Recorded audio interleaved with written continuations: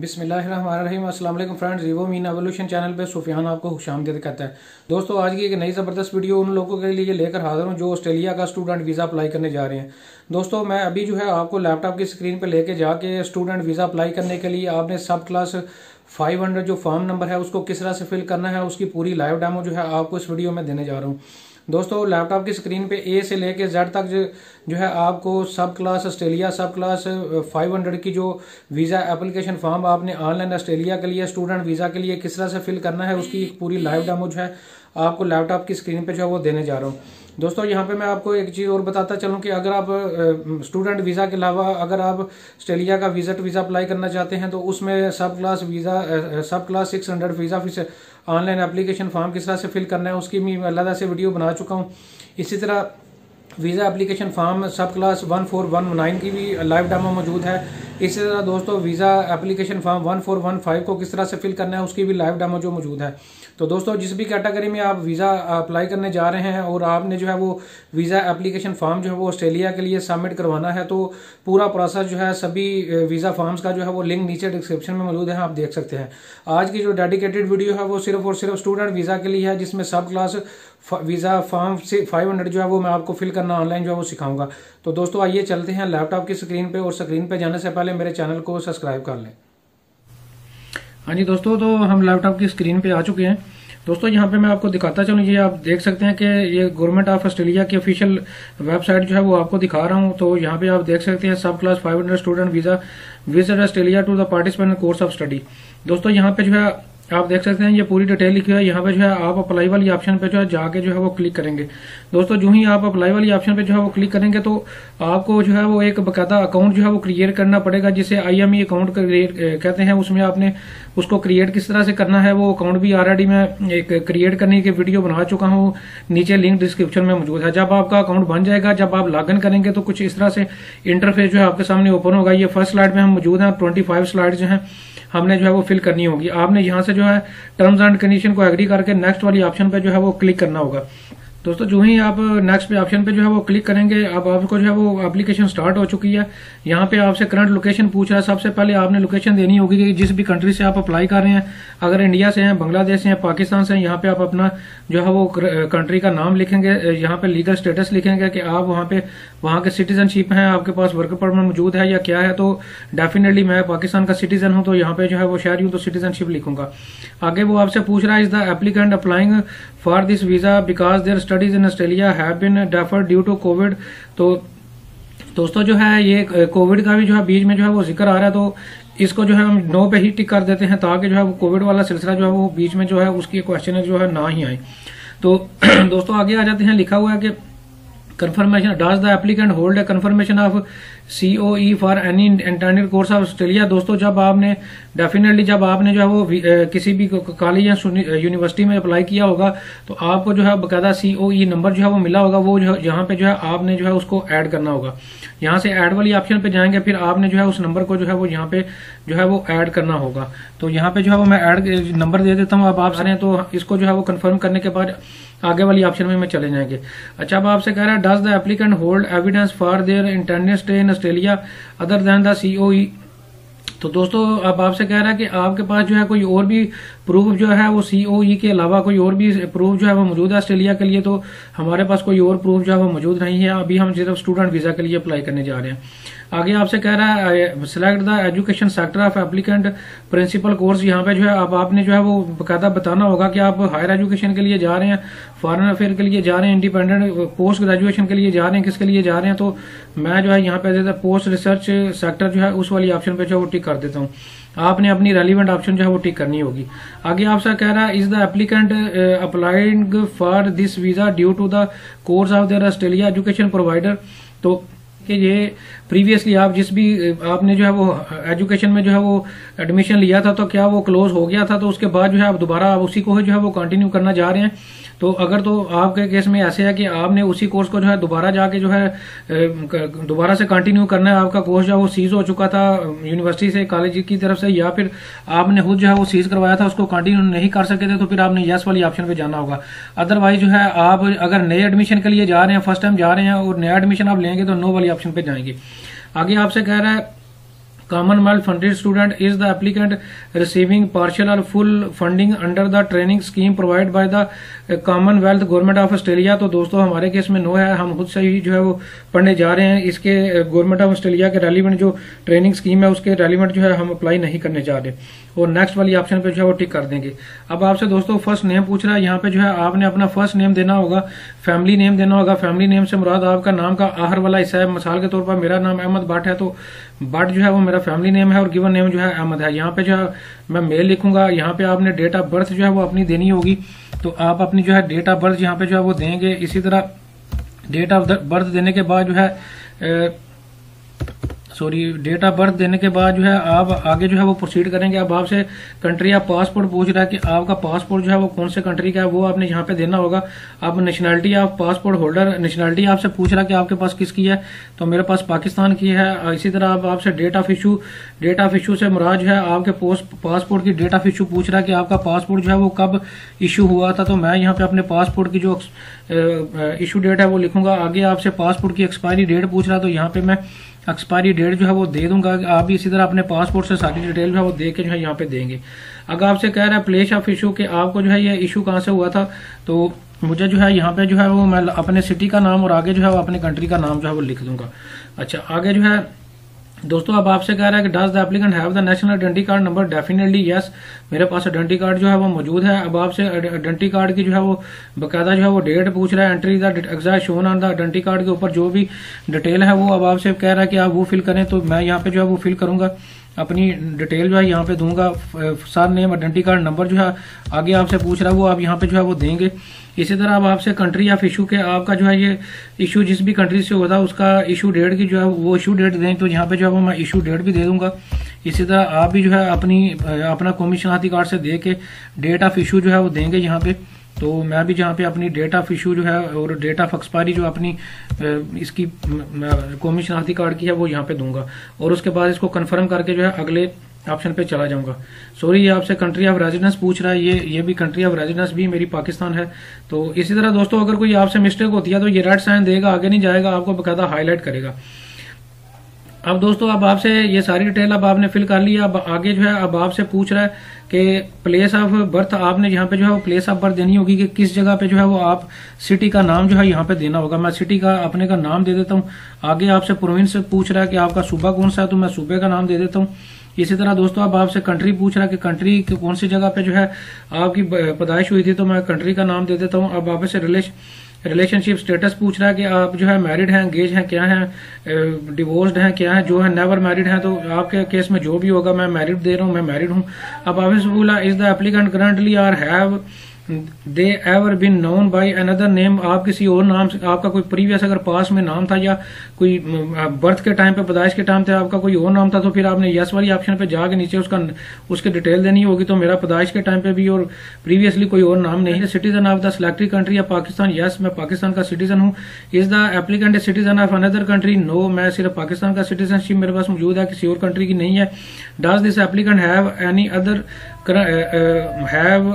Current passport, तो दोस्तों मेरे पास जो है करंट पासपोर्ट के अलावा कोई और पासपोर्ट नहीं है। अगर आपके पास कोई और भी किसी कंट्री का पासपोर्ट है तो फिर आपने यहाँ पे उसके ऐड करके उसकी डिटेल देनी होगी। तो मेरे पास एक ही पासपोर्ट है।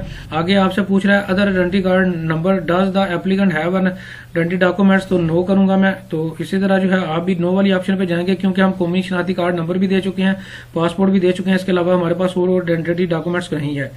Health examination have the applicant undertaken health examination, Australia में कह रहा है कि पिछले 12 महीनों में जो है आपने कोई हेल्थ एग्जामिनेशन तो नहीं करवाया। अगर आपने करवाया होगा तो फिर आपने यहाँ पे उसकी डिटेल देनी होगी। तो मेरे केस में नो है, तो मैं नो पे टिक करके नेक्स्ट वाली ऑप्शन पे जो है साइन देगा। अब दोस्तों आगे आ जाते हैं। अब आपसे कह रहा है कि ये सारी जो आपने डिटेल दी है ये करेक्ट है, तो आपने एक दफा इसको रिव्यू करके यस पे टिक करना है। अगर नो नहीं है तो फिर आप इसको जो है वो दोबारा एडिट करके जो है इसको करेक्ट करके जो है यस वाली ऑप्शन पे जो है वो टिक करेंगे और आगे जो है वो चले जाएंगे। तो दोस्तों आपने जो है इसी तरह इसको कंफर्म करने के बाद आगे जो है वो जाना होगा। Australia have this applicant previously traveling to Australia और प्रीवियसली अप्लाइड फॉर ऑस्ट्रेलिया। दोस्तों अगर तो आपने पहले ऑस्ट्रेलिया का वीजा लिया हुआ है या अप्लाई किया हुआ है तो आपने जो है यस वाली ऑप्शन पर टिक करना होगा। तो मैं फर्स्ट टाइम जो है वो अप्लाई करने जा रहा हूँ, तो मैंने जो है फर्स्ट नो वाली ऑप्शन पे जाऊंगा कि मैंने ना ही पहले वीजा अप्लाई किया था और ना ही वीजा जो है वो मुझे, ना ही मैंने ऑस्ट्रेलिया के लिए ट्रैवल किया है, और नेक्स्ट वाली ऑप्शन पे जो है वो चला जाऊंगा।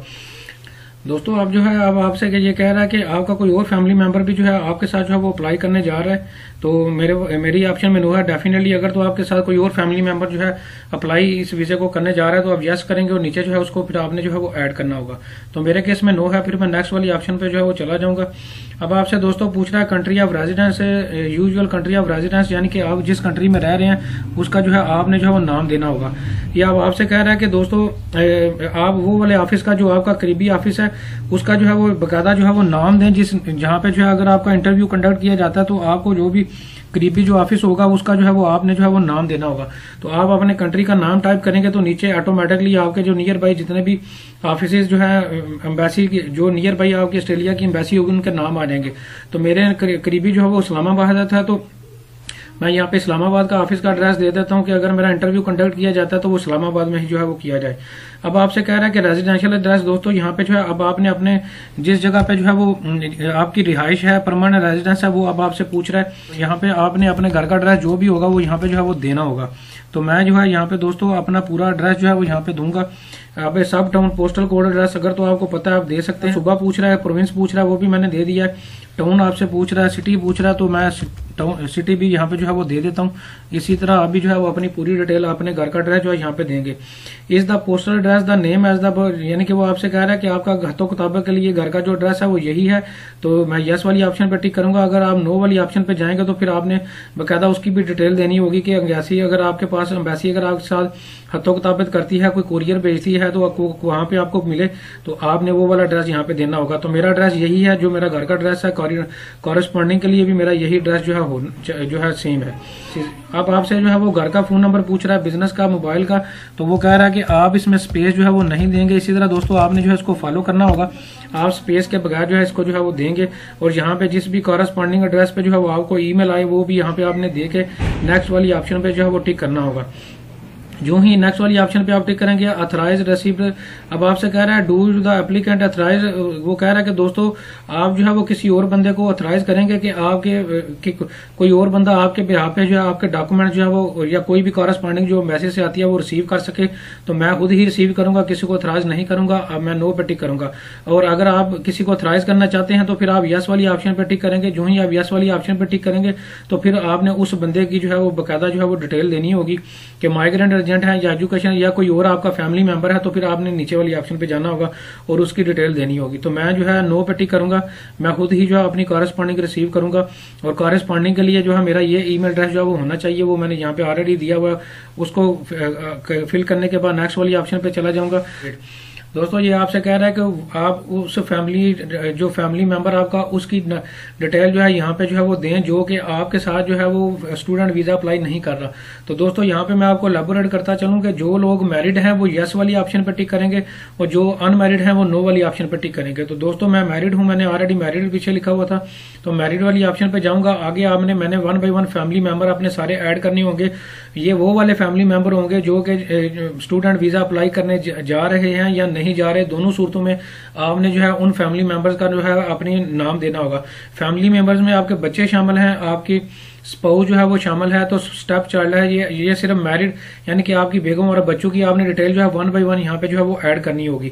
तो आप यस पे ऐड करेंगे तो आगे फिर आपने ये पूरी डिटेल जो है देनी होगी। उनका के प्लेस ऑफ बर्थ उसकी बताएंगे कि कौन सी जगह की प्लेस ऑफ बर्थ है, रिलेशन ऑफ स्टेटस बताएंगे, वो मैरिड है क्या है, इसकी पूरी फिर आपने 1 बाय 1 पूरी जो है वो उसकी जो है वो अपनी स्पाउस की डिटेल देनी होगी। इसी तरह आप स्पाउस की डिटेल ऐड करने के बाद आप अगर आपके बच्चे हैं तो बच्चों की ऐड 1 बाय 1 सभी बच्चों की जो है वो डिटेल जो है ऐड करते जाएंगे। तो दोस्तों मैं जो है अभी इसको स्किप कर देता हूं और मैं यहाँ पे जो है मेंशन कर देता हूं कि मेरा कोई और कंप्लिंग फैमिली मेंबर नहीं है जो मेरे पीछे जो है वो मौजूद रहेगा, या मैं अनमैरिड हूं। यहाँ पे मैं ये वाली ऑप्शन पे जो है अज्यूम कर लेता हूं आपको समझाने के लिए, ताकि वीजा एप्लीकेशन फॉर्म को हम तेजी से आगे प्रोसीड कर सकें।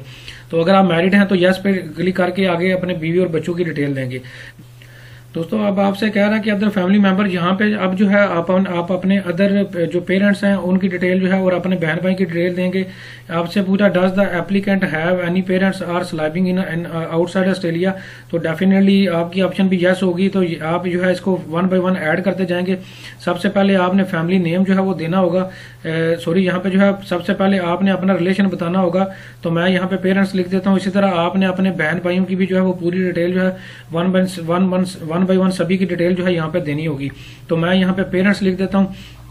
पेरेंट्स लिखने के बाद यहाँ पे जो है अपने वालिद का नाम जो है यहाँ पे मैंने देना होगा, और आगे जो है मेरे आपसे फैमिली नेम पूछ रहा है, फिर आपसे जो है वो गिवन नेम पूछ रहा है, फिर आपसे वो पूछ रहा है मेल है या फीमेल है, उनकी डेट ऑफ बर्थ जो है वो पूछ रहा है। तो यहाँ पे जो है मैं उनकी डेट ऑफ बर्थ भी जो है वो दे देता हूँ। तो इसी तरह दोस्तों आपने भी जो है वो यहाँ पे उनकी डेट ऑफ बर्थ देनी होगी।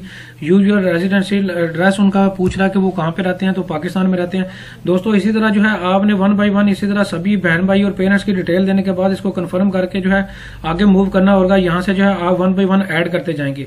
तो मैं जस्ट यहाँ पे अज्यूम कर लेता हूँ कि मैं जो है वो अकेला भाई हूँ, कोई भी मेरी बहन या सिस्टर नहीं है।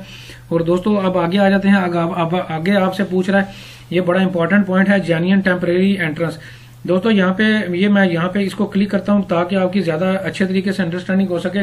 दोस्तों यहाँ पे आपने पूरी अपनी जो है वो एक से ए से लेके जेड तक पूरी जो है वो यहाँ पे जो है वो डिटेल जो है वो देनी होगी कि आप ऑस्ट्रेलिया का अगर वीजा अप्लाई करने जा रहे हैं, स्टूडेंट वीजा अप्लाई करना जा रहे हैं, तो आपने जो है बकायदा पर्सनल एक एड्रेसिंग स्टेटमेंट जो है वो देनी होगी, जिसमें आपने बताना होगा कि what evidence and information to include in your, यानी कि आपका प्रीवियस स्टडी की पूरी डिटेल जो है वो बकायदा जो है वो देनी होगी। उनका नाम, एजुकेशन का स्टेटस, लेंथ ऑफ स्टडी बताना होगा, आपने सर्टिफिकेट या कौन सा डिप्लोमा लिया था उसकी डिटेल बतानी होगी। इसी तरह गैप इन, अगर आपका पिछले कुछ सालों में गैप है ऑस्ट्रेलिया वीजा अप्लाई करने से पहले, आपने 2 साल पहले स्टडी जो है वो छोड़ी हुई थी, वो गैप क्यों था उसकी रीजन देनी होगी। इसी तरह अगर आप दोस्तों आप जॉब कर रहे हैं, करंट एम्प्लॉयड हैं, मतलब आप अगर स्टडी में जो है वो 2 साल का 3 साल का गैप है, तो आप उस दौरानिए में आपने जॉब किया उसकी पूरी डिस्क्रिप्शन देनी होगी। इसी तरह आपने दोस्तों बकायदा एविडेंस देना होगा कि आप स्टडी कंप्लीट करने के बाद ऑस्ट्रेलिया में अपने मुल्क में कंट्री में वापस आएंगे, और बकायदा उसका आपने बकायदा सबूत ये देना होगा कि आपके वहां पे आपके पास अच्छे वसाइल हैं जो आपको वापस अपने मुल्क में लेके आएंगे, या आपके साथ फैमिली या दोस्तों का या सोशल टाइज बहुत अच्छी हैं लोगों की, जिसकी वजह से आप वापस आएंगे। तो और बकायदा आपने एम्बेसी को बताना होगा कि आपके पास सफिशिएंट इंसेंटिव्स हैं जो कि आपको वापस लेके आएंगे, यानी कि इंसेंटिव्स में आपके फाइनेंशियल सपोर्ट भी आ जाती है, इसके अलावा आपके फैमिली मेंबर्स और बाकी लोग भी जो है वो शामिल है इसमें। अच्छा, economical situation in your country, आपने बकायदा जो है वो बकायदा बताना होगा कि डॉक्यूमेंट शोइंग एम्प्लॉयमेंट और बिजनेस एक्टिविटीज, आपने पिछले 12 महीनों में जो है वो क्या जो है वो किस तरह की फाइनेंशियल एक्टिविटीज की हैं, अगर आपने बिजनेस किया या जॉब किया उसकी डिटेल देनी होगी। बैंक अकाउंट की, इनकम रिटर्न और टैक्स रिटर्न अगर आपके पास मौजूद है उनकी डिटेल देनी होगी। एम्प्लॉयमेंट अगर आप किसी थर्ड पार्टी के एम्प्लॉय थे उसकी डिटेल देनी होगी। तो दोस्तों इसी तरह आपने situation in your country, home country, ये पूरी जो है बकायदा एक पूरा लेटर बनाना होगा, जो आपने एक पहले से ही आप जो है दोस्तों डिजाइन कर लीजिएगा कि जिसमें ये सारा जो है ये चीजें जो है आपने मेंशन करनी होगी। Value of the course of future, के आप जो है अगर जो कोर्स करने जा रहे हैं फ्यूचर में अगर वो कर लेते हैं तो उसका आपको बेनिफिट क्या होगा, आपकी योर इमिग्रेशन हिस्ट्री, ये पूरी डिटेल जो है आपने दोस्तों पूरा एक पैराग्राफ जो है वो पूरा एक लेटर बना के रखना है, जो कि आपने उसको पूरा पैरे को यहाँ पे जो है वो डिस्क्राइब करना है। तो यहाँ पे जो है मैं जस्ट आपको समझाने के लिए जस्ट एक लाइन लिख रहा हूं, लेकिन आपने पूरी जो डिटेल मैंने आपको यहाँ पे जो है वो दी है, ये आपने पूरी जो है इस साइन ऑफ इंटरोगेशन पे क्लिक करेंगे तो पूरा आपको डिटेल बताएगा कि यहाँ पे जो है आपने जेन्युइन जो टेम्परेरी एंट्रेंस है वो कौन सी है, वो उसकी जो है वो पूरी डिटेल देनी होगी कि कौन से ऐसे इंसेंटिव्स हैं, कौन से ऐसी रीजंस हैं जो कि आपको स्टडी कंप्लीट करने के बाद ऑस्ट्रेलिया से वापस अपने कंट्री में लेके आएंगी। पूरी डिटेल आपने बतानी होगी। अगर स्टडी में गैप है बताना होगा क्यों था, अगर स्टडी में गैप था तो फिर आपने उसके दरमियान में क्या एक्टिविटीज की, जॉब की, बिजनेस किया, उसकी डिटेल यहाँ पे देनी होगी। तो पूरा जो है आप 2000 वर्ड्स तकरीबन जो है यहाँ पे जो है दे सकते हैं और नेक्स्ट पे जो है वो चले जाएंगे। जो ही दोस्तों ये पूरी आप डिटेल देंगे उसके बाद नेक्स्ट पे चले जाएंगे आप, यानी कि वो कह रहा है कि आपके पास जो है इतने फंड मौजूद हैं कि आपको जो है वो पूरा कोर्स या अपनी स्टडी जो है वो कंप्लीट कर सकेंगे। अगर फर्दर भी आपको जरूरत पड़े और फंड्स की तो आप अरेंज कर सकते हैं। तो डेफिनेटली यहाँ पे आप यस लिखेंगे, फिर आप बताएंगे कि आपका ये किस सोर्स से जो है आप अपने पैसे मंगवाएंगे, फाइनेंशियल सपोर्ट फ्रॉम इंडिविजुअल किसी से मंगवाएंगे या अदर फाइनेंशियल सपोर्ट किसी से लेंगे। तो मैं इस वाली ऑप्शन पर टिक कर देता हूँ। फिर आपको यहाँ पे जो है बताना होगा will the funded be provided by an individual other न द एप्लीकेंट। तो आप जो है यस पे जो है वो क्लिक कर सकते हैं कि आपके अलावा भी जो है वो आपको कोई सपोर्ट कर सकता है, आपकी फाइनेंशियल सपोर्ट कर सकता है स्टडी के दौरान। तो यहाँ पे आपने फिर उसकी डिटेल देनी होगी। यहाँ पे मैं लिख देता हूँ कि मेरे पेरेंट्स जो है मुझे सपोर्ट करेंगे फंडिंग में, और फंडिंग टाइप भी फिर आपको बतानी होगी कि किस तरह से करेंगे। तो यहाँ पे मैं लिख देता हूँ कि डिपॉजिट इन फाइनेंशियल इंस्टीट्यूशन या लोन या जो भी होगा, तो यहाँ पे जो है financial deposit in financial institution यहाँ पे जो मैं फिल कर देता हूँ। Value in Australian dollar whole dollars, तो जो है वो मैं लिख देता हूँ कोई भी $20,000 जो है, $20,000 जो है मैं कैनेडियन डॉलर यहाँ पे दे देता हूँ। आपने अपनी एक्चुअल जो है यहाँ पे देनी होगी। फाइनेंशियल इंस्टीट्यूशन से मुराद जो है कि किस जगह से जो है वो आप अपने फंड जो है वो ट्रांसफर करेंगे। तो यहाँ पे मैं लिख देता हूँ कि HBL बैंक से जो है वो मैं जो है मेरी जो फंडिंग है वो होगी, इस बैंक से फंडिंग होगी। बैंक का नाम यहाँ पे आपने देना होगा, नेक्स्ट वाली ऑप्शन पे फिर आपने जो है वो टिक करना होगा। अब आपसे कह रहा है कि आपके पास does the applicant have the overseas health insurance आपके पास मौजूद है, तो डेफिनेटली आपने इंश्योरेंस जो है वो जाने से पहले अपनी हेल्थ इंश्योरेंस करवानी होगी। अब आपसे कह रहा है who the overseas student covers है registered by the applicant education provider, जो आपको जो है OSH इदारा जो दे रहा है हेल्थ इंश्योरेंस आपके पास वो है, तो आप वो वाली ऑप्शन जो है यहाँ पे टिक करेंगे। तो अगर तो आपके पास आपने अलग से करवाई हुई है, तो आपको इंस्टीट्यूशन जो दे रहा है एडमिशन दे रहा है उससे आपने नहीं करवाई हुई, तो आप नो वाली ऑप्शन पर टिक करेंगे। फिर आपने जो है यहाँ पे उसका जो है वो बाकायदा नाम देना होगा जिससे भी आपने जो है वो करवाई हुई है हेल्थ इंश्योरेंस पॉलिसी का जो है यहाँ पे आपने नंबर देना होगा। डेट ऑफ इशू जो है वो आपने देनी होगी, किस डेट को जो है वो इशू हुई है। इसी तरह आप लिखने के बाद नेक्स्ट वाली ऑप्शन पे जो है वो क्लिक करेंगे। अब आपसे कह रहा है कि एजुकेशन के बारे में क्वेश्चन जो है वो आपसे कह रहा है कि highest level of school give detail of the applicant highest level of school complete by outside Australia, कि आपने अभी जो करंट आपके पास डिग्री है वो कौन सी है, यानी कि ऑस्ट्रेलिया से बाहर जो आपकी हायर एजुकेशन है, मैक्सिमम जो एजुकेशन है वो कौन सी है। तो मैं चले यहाँ पे लिख देता हूँ कि मैं बैचलर हूँ, कोर्स का नाम है यहाँ पे आप आपसे पूछ रहा है, तो मैं यहाँ पे लिख देता हूँ कि BCS मैंने जो है वो ऑनर्स जो है वो मैंने किया हुआ है, तो यहाँ पे ऑनर्स मैं यहाँ पे जो है वो दे देता हूँ। इंस्टीट्यूशन का नाम जो है लिख पूछ रहा है आपसे, तो मैं यहाँ पे पंजाब यूनिवर्सिटी जो है वो दे देता हूँ। आप भी इसी तरह अपने इदारे का जो नाम जहाँ से भी आपने किया होगा, आप एक्चुअल जो अपनी सिचुएशन है वही जो है वो दे रहे होंगे, सभी डाटा एक्चुअल दे रहे होंगे। कंट्री ऑफ इंस्टीट्यूशन के आप कौन से कंट्री से आपने एजुकेशन ली थी, तो मैं पाकिस्तान लिख देता हूँ। Have the education history have the applicant completed or in currently enrolled in any other studies or training outside Australia, अगर आपने कोई इसके अलावा भी जो है कोई किसी इनरोल्ड है किसी और स्टडी में, तो आउटसाइड या ऑस्ट्रेलिया से बाहर, तो आप यस वाली ऑप्शन पर टिक करेंगे। फिर आगे उसको ऐड करके पूरी आपने उसका डिटेल नाम देना होगा, इदारे का नाम देना होगा, डेट देनी होगी, कौन सी डेट से लेके कौन सी डेट तक उसका पूरा डिटेल आपने देनी होगी। तो मैंने जो है मोस्टली क्वेश्चन में दोस्तों नो ही होता है, तो आप नो पे टिक करेंगे। Have the applicant previously studies in Australia, अगर तो आप पहले ऑस्ट्रेलिया में जो है वो स्टडी आपने की हुई है, तो फिर आपने बकायदा ऐड करके उसके दायरे का नाम, कोर्स का नाम, डेट कब कहाँ से लेके कहाँ तक आपने कोर्स किया था उसकी डेट देनी होगी। तो मैं फर्स्ट टाइम अप्लाई करने जा रहा हूँ, तो मैं नो वाली ऑप्शन पे जाके नेक्स्ट पे ऑप्शन वाली जो है उस पे ऑप्शन पे जो है टिक करूंगा। अब दोस्तों आपसे पूछ रहा है employment history give detail the applicant employed और अनएम्प्लॉयड हिस्ट्री लिविंग स्कूल और कॉलेज। दोस्तों अगर तो आपने पहले स्कूल और कॉलेज छोड़ने के बाद जो है जॉब की हुई है, तो फिर जो है आप उसकी डिटेल जो है यहाँ पे जो है वो ऐड करके देंगे। इसको ऐड करेंगे नीचे, फिर आपने बताना होगा कि आप जो है आपने जो है वो जॉब की थी या आप यानी कि आपने बिजनेस किया था, आप रिटायर्ड थे, क्या थे, फिर आपने पूरी जो है उसकी जो है वो डिटेल देनी होगी। उससे कह रहा है future in have the applicant offered A job at the completion of this course, वो आपसे कह रहा है कि जो आप ऑस्ट्रेलिया में कोर्स करने जा रहे हैं, आपको कोई ऑफर आपके पास मौजूद है कि आपको ये कोर्स कंप्लीशन के बाद कोई जॉब की ऑफर मौजूद है। अगर तो मौजूद है, फिर आपने उसकी पूरी डिटेल जो है यहाँ पे जो है वो देनी होगी। कंट्री का नाम, ऑर्गेनाइजेशन का नाम, इंडस्ट्री की टाइप कौन सी है, उसका कंटेक्ट पर्सन नेम जो आपको जॉब ऑफर कर रहा है या ऑर्गेनाइजेशन ऑफ कर रही है, उसकी पूरी डिटेल जो है देनी होगी।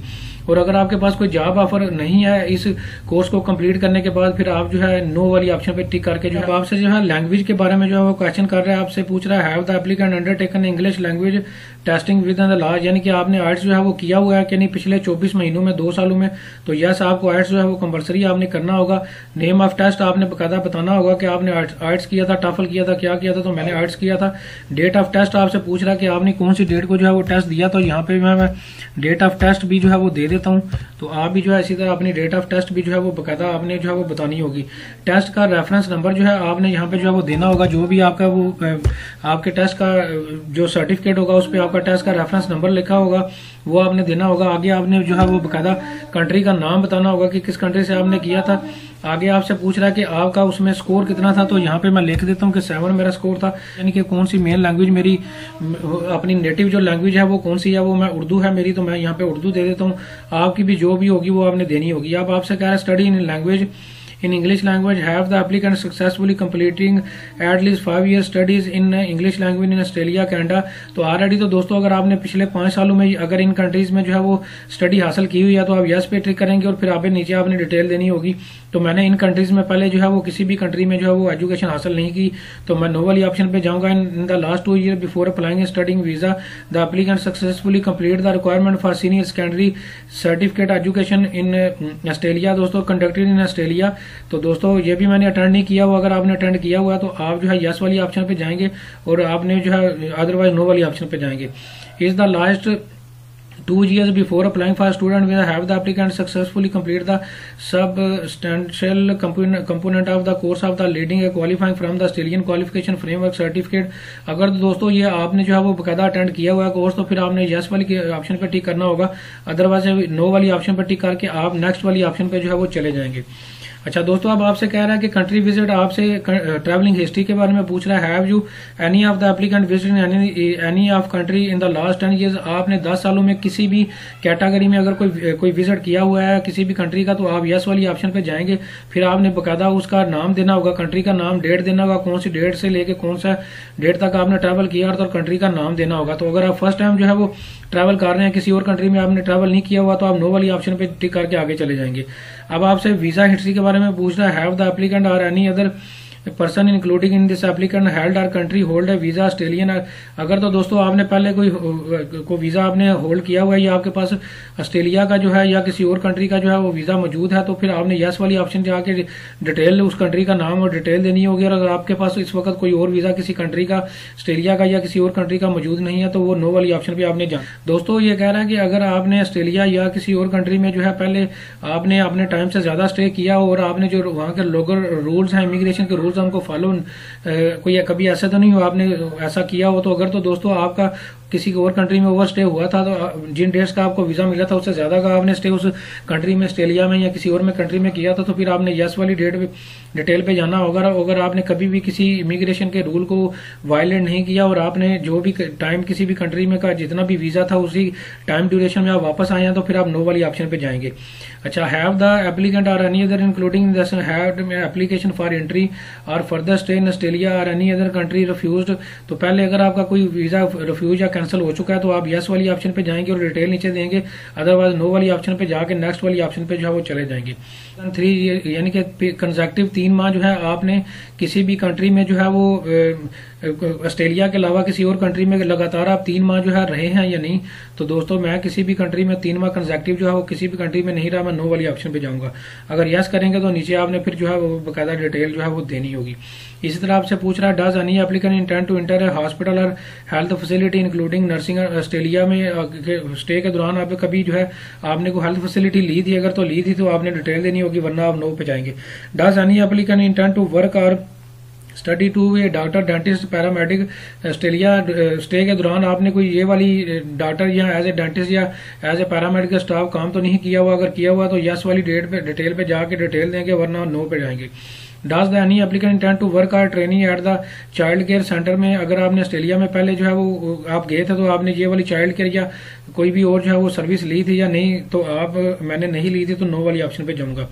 Has the any applicant ever or hold current. दोस्तों ये आपसे ट्यूबरक्लोसिस के बारे में पूछ रहा है आपको, या आपके किसी फैमिली मेंबर को ट्यूबरक्लोसिस तो नहीं है, या आपका कभी एक्सरे जो है वो अबनॉर्मल तो नहीं आया, तो सेहतमंद बंदा जो है वो नो वाली ऑप्शन पे जाएगा। अगर आपका इशू में ट्यूबरक्लोसिस का इशू चलता रहा है तो आप एड पे जाके डिटेल उसकी देंगे, तो मैं नो वाली ऑप्शन पे जाऊंगा। अब दोस्तों आपसे कह रहा है कि जब आप जो है ऑस्ट्रेलिया में रहेंगे तो कोई ये वाली मेडिकेशन वहाँ पे जो है वो कोई ट्रीटमेंट लेने के आपके चांसेस तो नहीं है, कि कोई प्रेगनेंसी तो नहीं है, कैंसर तो नहीं है, वहाँ पे आपका इसका ट्रीटमेंट इन चीजों का वहाँ पे जाकर करवाएंगे तो नहीं, तो मैं नो वाली ऑप्शन पे जाऊंगा। अगर यस पे जाएंगे फिर आपने डिटेल जो है वो देनी होगी।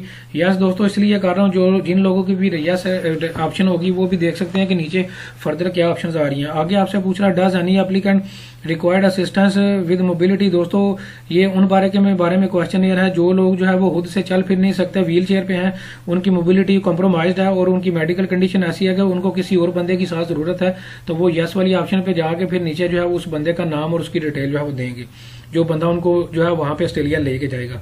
तो मेरे वाली ऑप्शन पे मैं सेहतमंद जो भी बंदा है वो नो वाली ऑप्शन पे टिक करके आगे चला जाएगा। दोस्तों अब आपसे करैक्टर की के बारे में पूछ रहा है, करेक्टर डिक्लेरेशन के बारे में पूछ रहा है।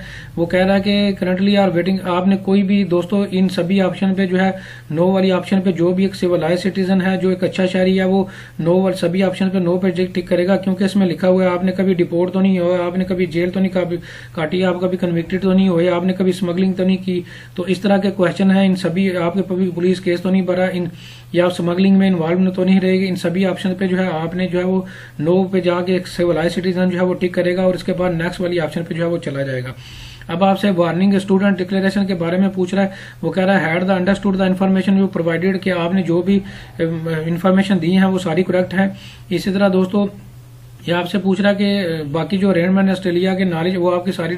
तो दोस्तों इन सभी ऑप्शंस में जो वो आपको बता रहा है कि आप अवेयर हैं कि जितना भी आपने डाटा दिया है और फ्यूचर में जो है आप ऑस्ट्रेलिया जाएंगे तो आपका स्टूडेंट वीजा जो है होगा, तो आप इन्हीं सभी चीजों से अवेयर हैं या नहीं, आपने अच्छे तरीके से सारा जो है वो पढ़ लिया है या आपको पता है, आप सभी टर्म्स एंड कंडीशन से अवेयर हैं। तो इन सभी ऑप्शंस पे आपने अच्छे तरीके से इसको पढ़ के यस यस करते जाना है और यस वाली ऑप्शन पे जाके नेक्स्ट पे जो है वो चले जाना है। अब आपसे वार्निंग डिक्लेरेशन दोबारा से ले रहा है, have you understood the information provide to applicant, yes. तो दोस्तों इन सभी ऑप्शंस में भी आपने जो है वो आगे लिखा हुआ है have you provide the complete correct information in every detail in this form and attachment it, yes. तो दोस्तों सभी डिटेल में जो है आपने वो यस यस इन्हीं डिटेल में भी जो है यस वाली ऑप्शन पे जो है वो टिक करना होगा, जो कि ये इस चीज को शो करेगा कि आपने जो है ये देखें लिखा हुआ है कि अगर आपको आपकी तरफ से इजाजत है कि अगर आप फिंगरप्रिंट लिए तो आप दे सकते हैं या नहीं। तो ये पूरी आपने जो है वो इसको सभी ऑप्शन पे जो यस वाली ऑप्शन पे जाके टिक करके नेक्स्ट पे जो है वो चले जाना है। अच्छा, जो ही जो है दोस्तों आप नेक्स्ट वाली ऑप्शन पे जो है वो आप टिक करेंगे तो अब आपको जो है ये फाइनल जो है वो स्टेप पे लेके जाएगा। ये देखें दोस्तों, अब आपको जो पूरा जितना अभी तक वीजा एप्लीकेशन फॉर्म आपने फिल किया है उसका पूरा एक रिव्यू दे रहा है।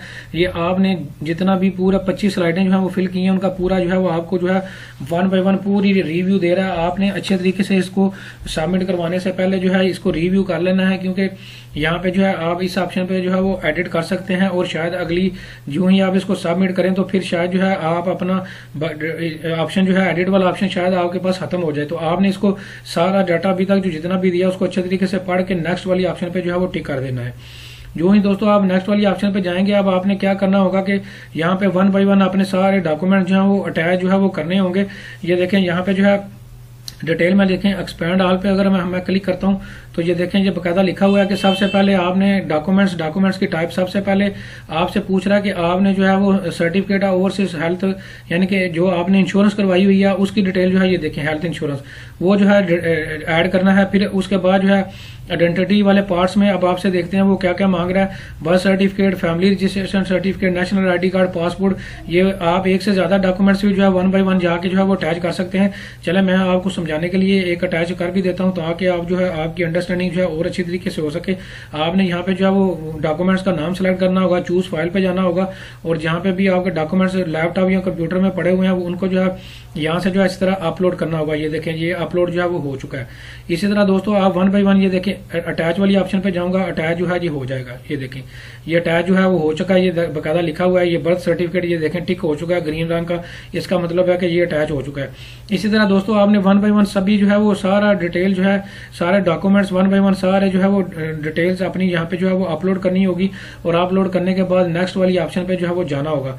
दोस्तों जो ही नेक्स्ट वाली ऑप्शन पे आप जाएंगे तो आपको जो है वो बकायदा आगे फिर पेमेंट वाली ऑप्शन पे लेके जाएगा। तो दोस्तों चूंकि मैं आपको समझाने के लिए ये डाटा फिल कर रहा हूँ तो मैं इसको आगे प्रोसीड नहीं करने जा रहा। तो इसी तरह आपने सारा इसको फिल करने के बाद नेक्स्ट जो है अपनी वीजा एप्लीकेशन फीस जो है वो सबमिट करवानी होगी और बाकी कंप्लीट जो है सारा प्रोसीजर करना होगा। जो ही सारा वीजा एप्लीकेशन आप सबमिट करवाएंगे तो आपको कंफर्मेशन की एक ईमेल आएगी जिसमें बकायदा जो है आपका कंफर्मेशन जो है वो बकायदा एक रेफरेंस नंबर भी आएगा। ये देखें ये ट्रैकिंग नंबर जो है रेफरेंस नंबर ये भी आपका बकायदा आपको मेल में रिसीव होगा। तो आपने पूरा जो है इसको फिल करने के बाद उस मेल को जो है वो सेव करके रखना है और बाकी प्रोसेस के लिए बाकी डॉक्यूमेंट्स को अटैच करके जो है एम्बेसी में सबमिशन करवानी होगी। तो दोस्तों उम्मीद करता हूँ आपको ऑस्ट्रेलिया का subclass 500 visa application form fill करना पूरा जो है अच्छे तरीके से आ गया होगा। इसके बावजूद भी आपका कोई क्वेश्चन हो तो आप कमेंट सेक्शन में पूछ सकते हैं। Thank you very much.